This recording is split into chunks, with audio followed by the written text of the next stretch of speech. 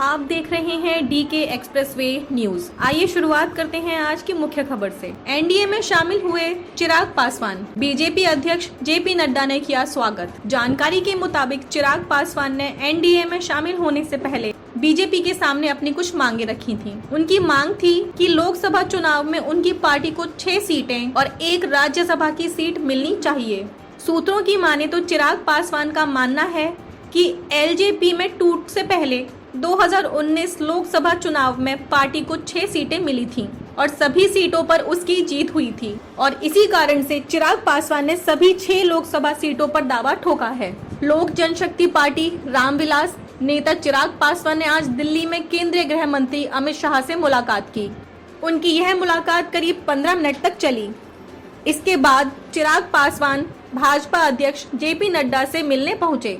यहां पहुंचकर उन्होंने अपनी पार्टी लोक जनशक्ति पार्टी को एनडीए में शामिल कराया। भाजपा अध्यक्ष जेपी नड्डा ने उनका स्वागत किया और ट्वीट कर जानकारी भी दी।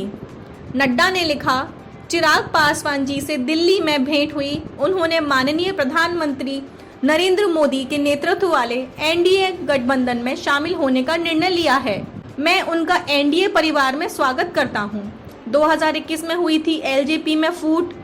गौरतलब है कि 2021 में लोक जनशक्ति पार्टी में टूट हुई थी और फिर चिराग पासवान के चाचा पशुपति पारस ने नेतृत्व में राष्ट्रीय लोक जनशक्ति पार्टी बनी, जो एनडीए में उस वक्त शामिल हो गई थी और फिर पशुपति पारस केंद्र में मंत्री बने। दूसरी तरफ चिराग पासवान के नेतृत्व में लोक जनशक्ति पार्टी रामविलास बनी। चाचा भतीजे को एकजुट करने की कोशिश में भाजपा, ऐसे में बीजेपी की कोशिश है कि चिराग पासवान और चाचा पशुपति पारस को एकजुट किया जाए। इससे सीट बंटवारे में भाजपा के लिए सहजता होगी। बीजेपी की तरफ से केंद्रीय गृह राज्य मंत्री नित्यानंद राय लगातार दोनों नेताओं को मिलाने का प्रयास कर रहे हैं, मगर उन्हें इसमें सफलता नहीं मिली है। पिछले दिनों नित्यानंद राय ने चिराग पासवान से पटना में और फिर पशुपति पारस से दिल्ली में मुलाकात की थी, मगर इसके बावजूद भी चाचा भतीजे में जंग बरकरार है।